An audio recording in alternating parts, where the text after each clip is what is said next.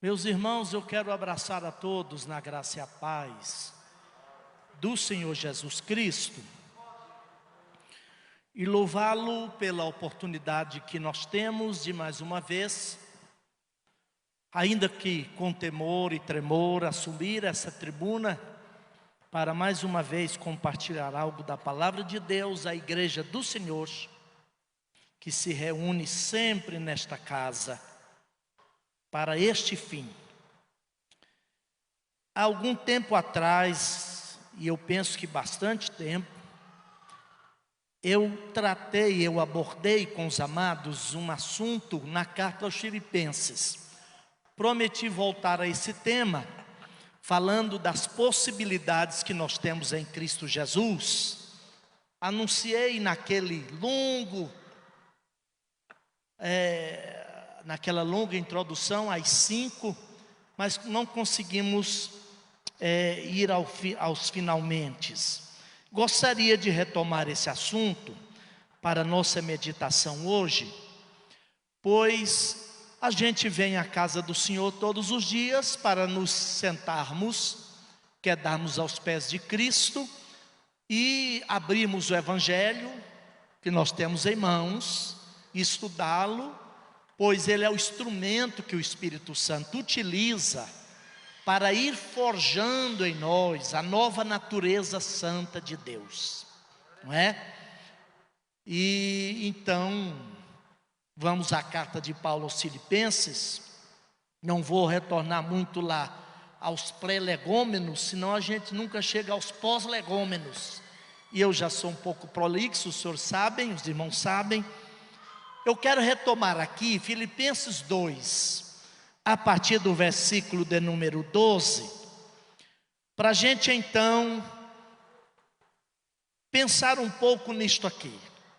Sabemos que essa é uma carta de gratidão, carta de agradecimento, é a mais afetuosa carta da lavra do apóstolo São Paulo, que ele escreve para agradecer uma generosa, bondosa oferta que a igreja de Filipos enviara a ele, a Roma, pelas mãos de um querido irmão chamado Epafrodito. E certamente de retorno à sua igreja, Paulo então envia essa carta para agradecer. E lá no epílogo da carta, lá no final, ele afirma aquela expressão que todos nós recitamos de cor e salteado: posso todas as coisas naquele que me fortalece. É a partir dessa expressão que nós estamos buscando entender o que então a gente pode em Cristo, à luz da amplitude dessa carta. Colossenses 2:12 diz assim: de sorte que, meus amados irmãos, Filipenses 2. Eu falei Colossenses? Então estou errado. É Filipenses 2. De sorte que, meus amados irmãos, assim como sempre obedecestes, não só na minha presença, mas muito mais agora na minha ausência, assim também operai a vossa salvação com temor e tremor, porque Deus é o que opera em vós tanto o querer como o efetuar, segundo a sua boa vontade. Fazei todas as coisas sem murmurações nem contendas, para que sejais irrepreensíveis e sinceros, filhos de Deus inculpáveis, no meio de uma geração corrompida e perversa, entre a qual resplandeceis como astros do mundo, retendo a palavra da vida, para que no dia de Cristo possa gloriar-me de não ter corrido nem trabalhado em vão, e ainda que seja oferecido por libação sobre o sacrifício e serviço da vossa fé, folgue e me regozijo com todos vós, e vós também regozijai-vos e alegrai-vos comigo por isto mesmo. Amém. Pois bem, eu disse então que a primeira grande possessão que nós temos em Cristo é o fato de podermos ser efetivamente filhos de Deus. Deus nos deu em Cristo essa bendita possibilidade, não é mesmo?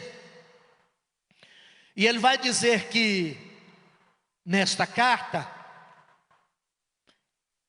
com essa expressão, que a fé cristã não implica simplesmente abraçar um conjunto de ideias e verdades, por mais legítimas e necessárias que elas sejam.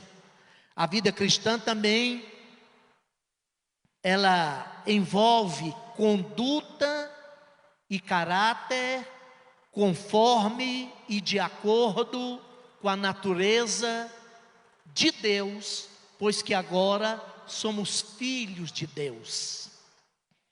Somos filhos porque já nascemos de novo pela fé. 1 João capítulo de número 3, lá pelo versículo 1 até o 3, João vai dizer: filhinho, agora, nesse instante, não é que sereis algum momento depois, mas agora, sois filhos de Deus. Porém ainda não se manifestou, certamente ele está dizendo em plenitude, o que havereis de ser, o que haveis de ser. Porque ainda não o vimos como ele é, mas quando ele se manifestar, seremos então semelhantes a ele, porque vê-lo-emos como ele é. Mas desde agora, eu preciso na caminhada e na jornada da fé, permitir que o Espírito Santo de Deus faça valer essa verdade, pois que em Cristo eu posso, eu sou, você é, nós somos filhos de Deus, não é? Filho de Deus. Aí ele coloca aqui algumas características desse filho de Deus. Isso implica que eu assuma de minha parte, porque por ser filho de Deus, um compromisso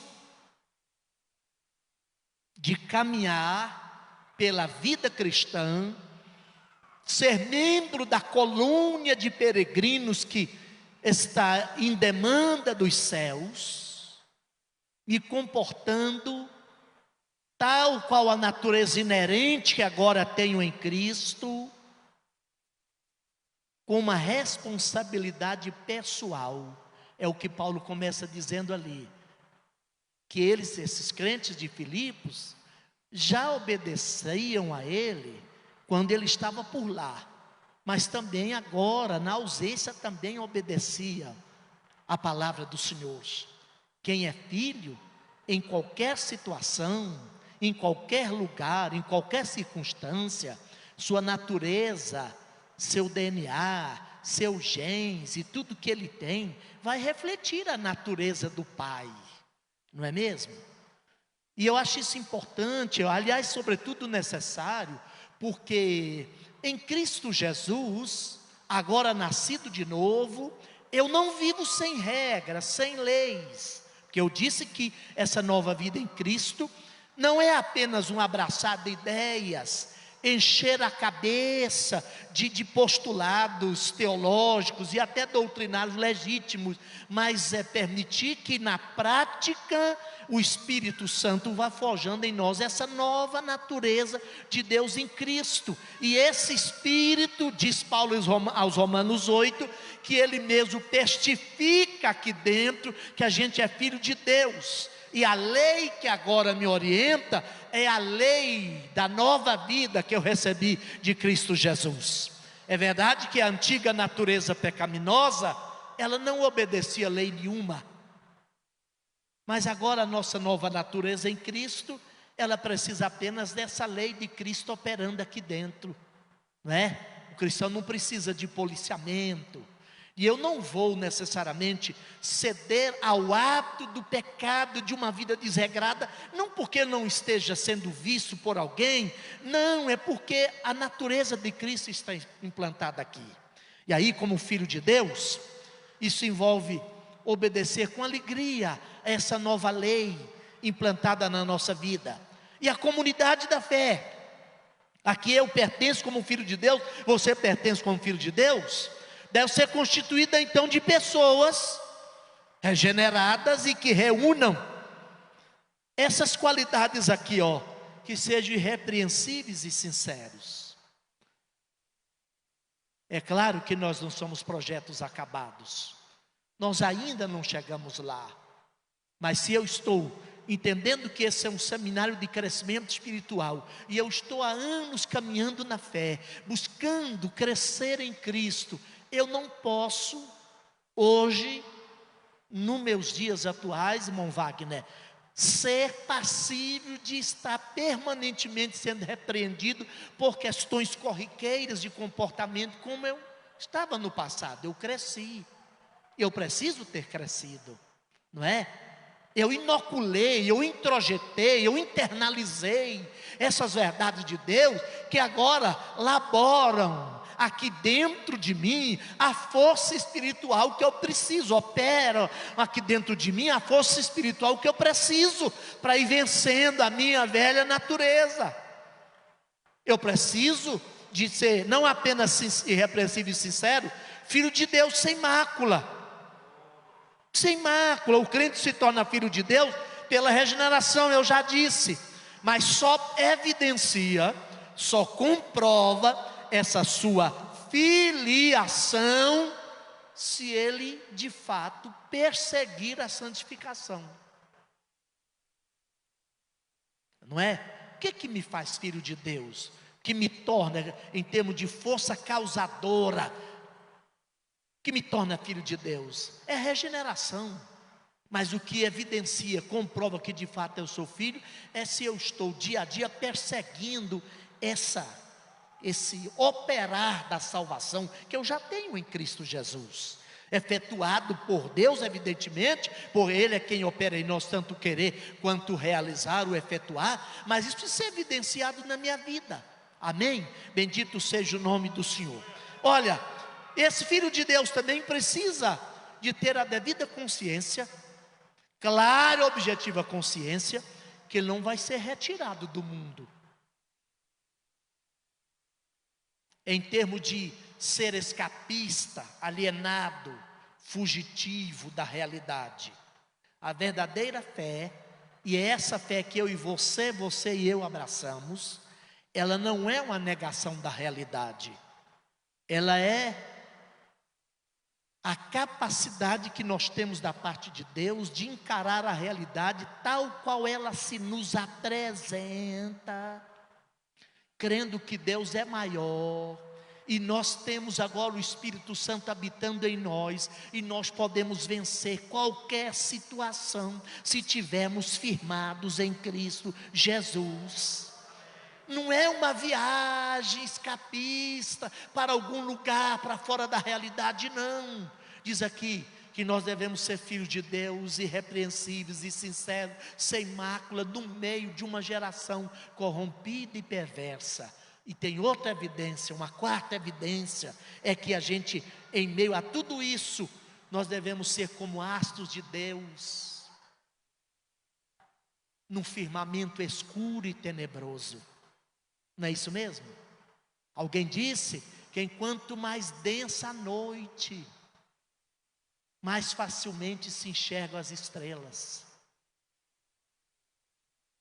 Quando ele diz aqui de astros e luzeiros, a expressão no texto original é muito significativa, porque dá a ideia que nós recebemos luz de outrem, a gente apenas reflete a luz que vem de Deus. E curiosamente que quando a Bíblia diz vós sois a luz do mundo, a palavra é uma, fos. Quando Jesus falou egoemi rofotós tu cosmo, eu sou a luz do mundo, ele não usou o mesmo substantivo que ele usou lá, porque a minha luz não é luz própria. A luz a gente recebe do grande astro, o grande sol da justiça. E aí, meu irmão, quanto mais as trevas da iniquidade, do pecado se agiganta e aumenta, por sermos filhos de Deus, nós precisamos, como luzeiro de Deus, refletir a glória, a luz desse bendito Deus que já opera em nossa vida mediante o poder do Espírito Santo. Mas aí a gente chega a uma outra possibilidade que a gente tem em Cristo. Que possibilidade é essa, pastor? Eu acho isso importante,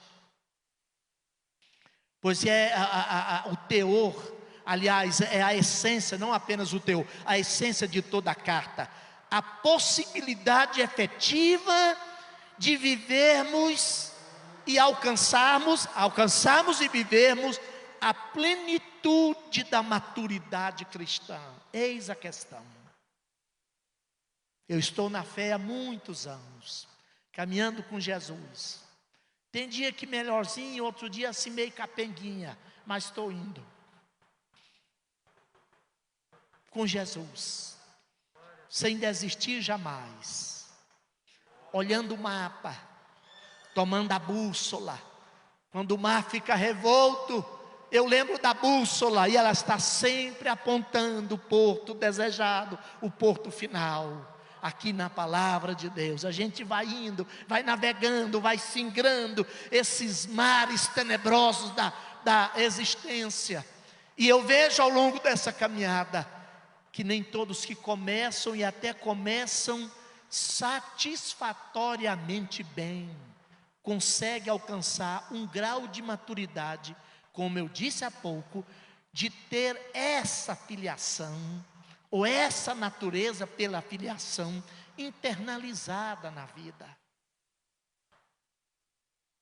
E a gente trabalha com gente, aconselhando gente, orando com pessoas.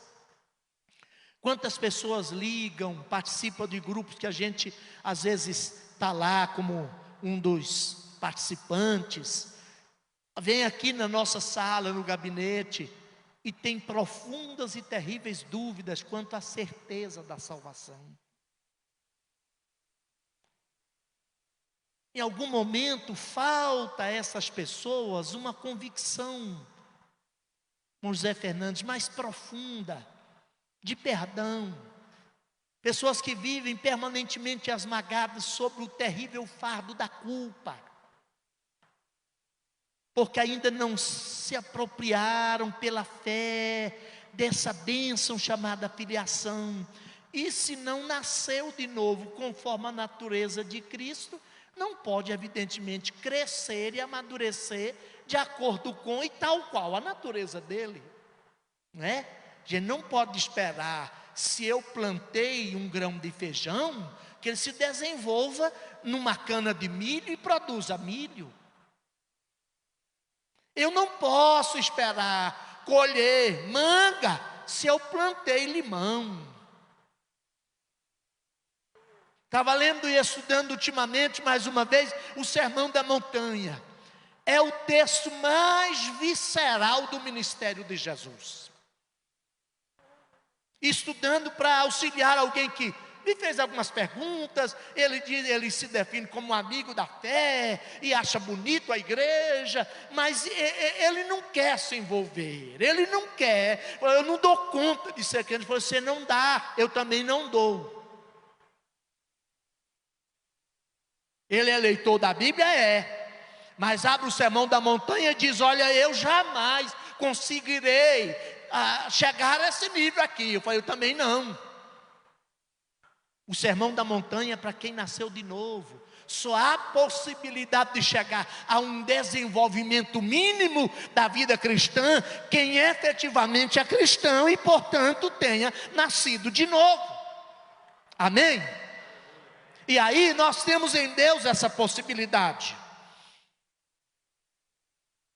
essa possessão, essa capacidade de levarmos a salvação já recebida ao seu pleno desenvolvimento. Foi aí que Paulo falou: Senhor, desenvolvei. Tem uma versão Almeida atualizada, eu estou usando a Almeida corrigida, diz operai. É um texto mais, aliás, é um termo mais técnico, que vem na mesma raiz de operar como cirurgia. Você não vai permitindo qualquer elemento aí rasgar o seu tórax só porque lê um livro de Adib Jatene. Você não vai permitir, né? Não, senta aí, eu acabei de ler um bom material sobre cardiologia e posso operar aí a sua coronária. Você não vai deixar isso acontecer? Então, operar a salvação, e ele vai dizer: e opere essa salvação com temor e tremor. E eu gosto disso, que tem um possessivo aqui, há um pronome possessivo, é vossa, ela já é minha. Eu iniciei dizendo que a gente já é filho de Deus. E João falou lá: agora sois. Não é que sereis a posteriori, agora sois. Mas ainda. Eu acho que é essa dinâmica do desenvolvimento da salvação, é que a gente precisa dia a dia compreender. Olha bem, então como é que ela acontece, pastor? Esse desenvolvimento da salvação até a plenitude da maturidade espiritual, através da consciência, de uma consciente obediência aos preceitos do Senhor. João falou lá na carta, né? Nós não podemos ter a ideia de que os mandamentos do Senhor são pesados. Não. Agora em Cristo, em função de sermos filhos de Deus, a nova natureza que o Espírito Santo está forjando, agigantando, trabalhando em nós, dia a dia, à medida que eu vou crescendo, me deixando ou me tornando mais espiritualmente maduro, vai ficando mais fácil eu alcançar aquele ideal que Deus estabeleceu em termos de vivência espiritual.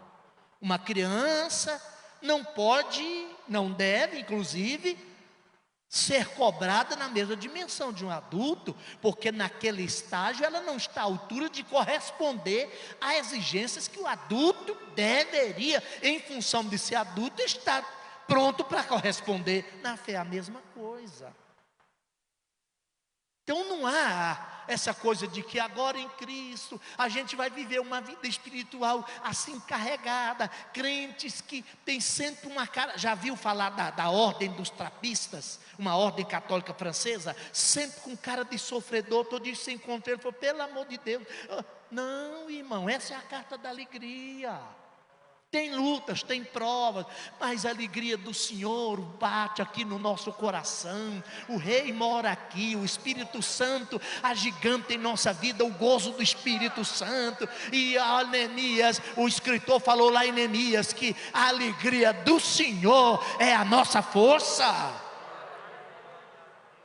Mas tem gente que imagina: não, eu estou aqui pagando um preço altíssimo. Olha lá, quem é filho de Deus, a natureza santa de Cristo está gestada nele, não tem tanta dificuldade, não vai encarar. Tem problemas, é luta, é combate. Eu já disse que o homem natural, se não for nascido de novo, não tem como viver a fé cristã. Mas uma vez nascido, os mandamentos de Deus não são penosos, porque a lei agora é internalizada, ela opera aqui dentro, né? E Jesus chega a dizer lá que agora a gente tem que buscar conhecer as pessoas tal qual a gente conhece a árvore pelo seu fruto. Não é isso mesmo? Cada árvore vai produzir fruto conforme a sua natureza de per si. Se eu tenho a natureza de Deus em Cristo, precisa ir tornando quase que de certa forma natural a natureza santa de Cristo aflorar em evidências que comprovam de fato que eu nasci de novo. Amém? Bendito seja o nome do Senhor. Então, obedecendo os preceitos do Senhor, sai dessa ideia, tire de sua mente essa ideia de que os mandamentos do Senhor é uma carga pesada e que você está pagando um alto preço para ser crente. Vem para o gozo da salvação, abraça a alegria que o Espírito Santo quer te dar essa noite, e você vai verificar, você vai entender que caminhar com Jesus é bem mais fácil. A cruz vai ficar sempre nos ombros, mas é mais fácil, até porque a cruz mais pesada Ele já levou por ti e por mim. Mas como eu vou alcançar essa plenitude, pastor? Olha aqui, quando eu empenhar esforço contínuo, se necessário, extenuante e vigoroso. Eu fico olhando isso aqui. A salvação, no que concerne a sua fonte causadora, ela é uma iniciativa divina, só a graça e pela graça e somente a graça. Mas essa mesma graça não manda embora o esforço. Os teólogos mais entendidos por aí dizem que um grande erro com aquilo que se tornou, até com Dietrich Bonhoeffer, o conceito da graça barata, é o fato de entender, de confundir graça ou esforço com mérito. A graça não admite mérito, né, pastor Pedro João? Mas ela não dispensa o esforço. Aí Paulo vai dizer nessa carta, em algum momento, os senhores conhecem, já leram-na certamente algumas vezes, diz assim: olha, por isso eu prossigo. Aliás, tem um texto aqui, um conjunto de versículos num texto aqui, no capítulo 3, onde Paulo chama os verbos todos para a primeira pessoa, do singular. Esquecendo-me, eu prossigo, eu avanço, procuro alcançar. Eu tenho dito isso aqui algumas vezes, vou repetir só para refrescar nossa memória. Há uma ideia equivocadíssima em certos porões do mundo evangélico hoje, aqui nesse país em especial, de que tudo que eu preciso para o crescimento espiritual vem de terceiros. A Bíblia ordena, e eu estou dizendo que ordena, quando diz orai uns pelos outros, levai as cargas uns dos outros, Gálatas capítulo de número 6. Embora 2 versículos adiante vai dizer, cada um leva a sua própria carga. Tem a carga baros e tem a carga fortium. A carga baros é o pesado, o fardo da vida, eu não consigo levar sozinho. E a igreja é uma comunidade. Nós nos ajudamos mutuamente, nos edificamos mutuamente. Mas tem uma carga que é só sua, não deixa para os outros carregar não. E tem gente pensando assim, não, o irmão vai orar por mim, vai jejuar por mim. É claro, nós oramos uns pelos outros e jejuam pelos outros, mas não há crescimento, não há desenvolvimento rumo à maturidade espiritual, se não houver essa responsabilidade, esse empenho pessoal, até extenuante. Eu fico olhando aqui, né, a força do verbo operar, conforme Paulo usou lá no texto original, da ideia de continua fazendo sempre, desenvolva sem nenhuma interrupção. E eu vou encerrar aqui nessa possibilidade que eu penso que dentro da carta ela é o coração dessa carta. Eu vou chegar a essa maturidade com eu entender que a salvação é tanto um ato que eu recebo pela graça, mas é também um processo, é um constante prosseguir, é um avançar ininterrupto, é um ir adiante com determinação. E nesse aspecto, a gente não é meramente paciente, a gente também é agente, é ativo. Nós temos que operar, nós temos que agir, nós temos que correr lá. E o apóstolo Paulo então vai dizer, se apresentar para nós como modelo desse desenvolvimento da salvação, quando ele vai, então, aí eu quero que você, nessa mesma carta, vira uma páginazinha aí, vamos para o capítulo 3. Como que Paulo se apresenta então como modelo nesse desenvolvimento constante, perene, duradouro, né? E com determinação rumo à maturidade espiritual? O que ele diz aí? Eu vou ler com os amados irmãos. No capítulo 3, o versículo 12 diz assim, e eu encerro em minutos. E assim, não que já tenha alcançado. O que Paulo está nos dando de exemplo? A gente precisa alimentar na alma um senso de santa de santa insatisfação. Eu vou trazer isso para uma linguagem mais coloquial, embora essa também é bem compreensível. Desça do salto alto. Sabe por que a gente para de crescer? Porque a gente fala, não, já orei muito, já sou pastor há 30 e tantos anos, no meu caso. Nasci na igreja, nunca fumei, nunca bebi, e nunca entrei num bar, e nunca fui numa boate. Então eu estou por cima da carne seca. Estou não. Se o apóstolo Paulo, olha, não era nem um goiano como eu assim. É o apóstolo Paulo. Disse assim, quanto a mim, eu não julgo que tenha alcançado. Sabe o que Paulo está dizendo? Todo crente precisa de alimentar na alma essa santa insatisfação. Não cheguei lá. Eu preciso de mais, orar mais, ir mais à igreja, ter mais comunhão, adorar mais, cantar mais, ler mais a Bíblia. Eu preciso de mais. Não é? Todo crente que se acha plenamente realizado e satisfeito no que concerne o seu grau de desenvolvimento espiritual, interrompeu a sua marcha rumo à maturidade cristã. Paulo vai dizer ainda mais, o versículo de número 12 ainda do capítulo 3.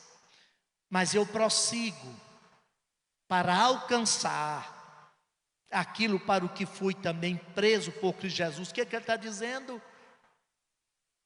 Eu não vou parar.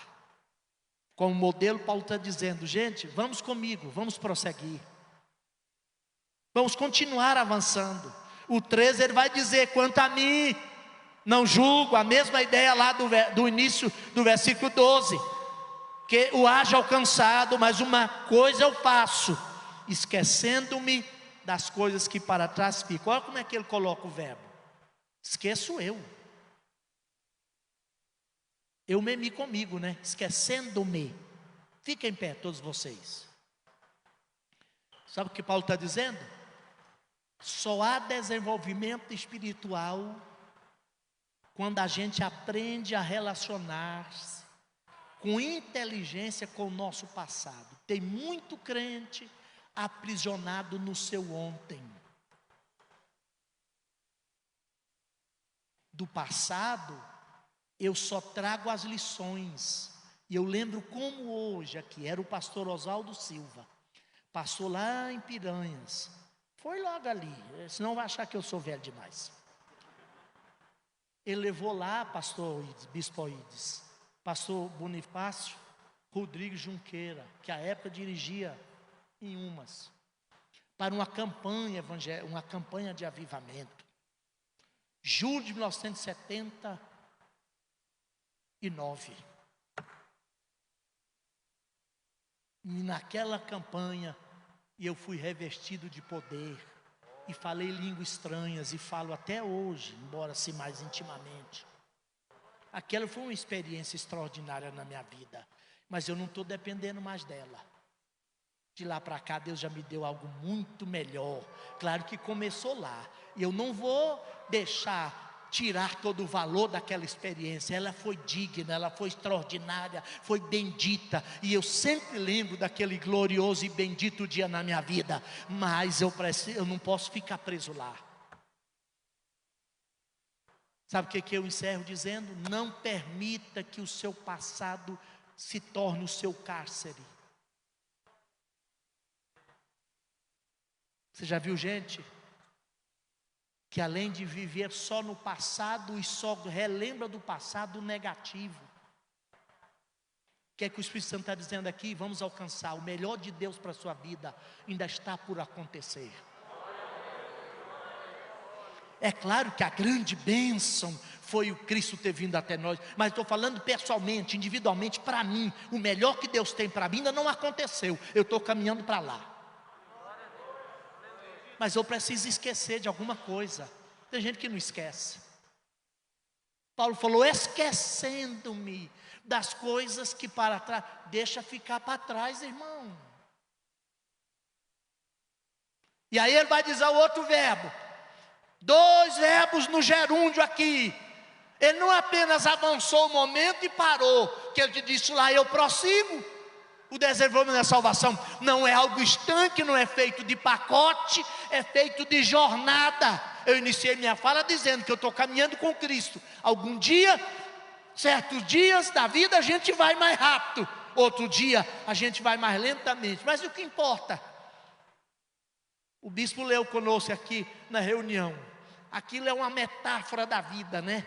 A gente quando começa voando alto como águia mesmo. Depois deixa de voar e começa a correr. E depois cansa às vezes de correr e vai caminhando. Mas é assim mesmo, não importa o estado que o atleta chega no fim da maratona. O importante é que ele cruza a linha de chegada. Pode até começar voando, passa a correr. Depois a gente vai caminhando, mas a gente não pode parar. Não é? Esquecendo-me, mas também avançando. Eu quero crer que o Espírito Santo de Deus está nos convocando para um patamar mais elevado na nossa vida espiritual. Bendito seja o nome do Senhor, a fim de que nós evidenciemos mais e tenhamos maior alegria, maior gozo em Cristo, porque agora somos filhos de Deus. Que bênção! Eu guardei no meu coração uma palavra que o nosso presidente ministrou aqui também numa terça-feira, acerca daquele menino que fugiu de casa, né? E tem lá, né, bispo, o senhor ministrando e o Espírito Santo falando aqui no meu coração. O pai falou para aquele revoltado de casa, tu está, há uma grande diferença entre ser e estar. Tem muita gente que está em casa, mas nunca se tornou filho. Aquele que fora, ainda que estivera longe, era filho. O pai falou, você está sempre comigo. O seu problema é que você sempre está, mas não se sente filho. Nós somos filhos, irmão. A natureza de Deus já está implantada aqui, vamos desenvolvê-la. Tem algo melhor de Deus para a sua vida, para a minha vida, para a nossa vida. Pai querido, eu quero bendizer-te mais uma vez, louvar-te, agradecido do profundo da minha alma, porque todos nós aqui, tu bem sabes e nós também sabemos que éramos ovelhas errantes, cada um de nós desviávamos pelo caminho, mas tu enviaste teu amado Filho Jesus Cristo e fez cair sobre ele a iniquidade de nós todos.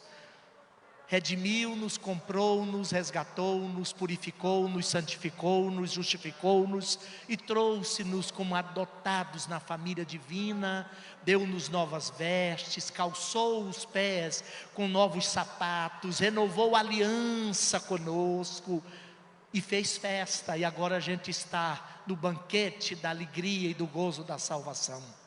Ajuda-nos, Pai Santo, a perceber que essa é uma dádiva que nós já recebemos e temos, que precisa ser trabalhada, desenvolvida, e nós temos a possibilidade de torná-la cada dia mais arraigada em nosso coração.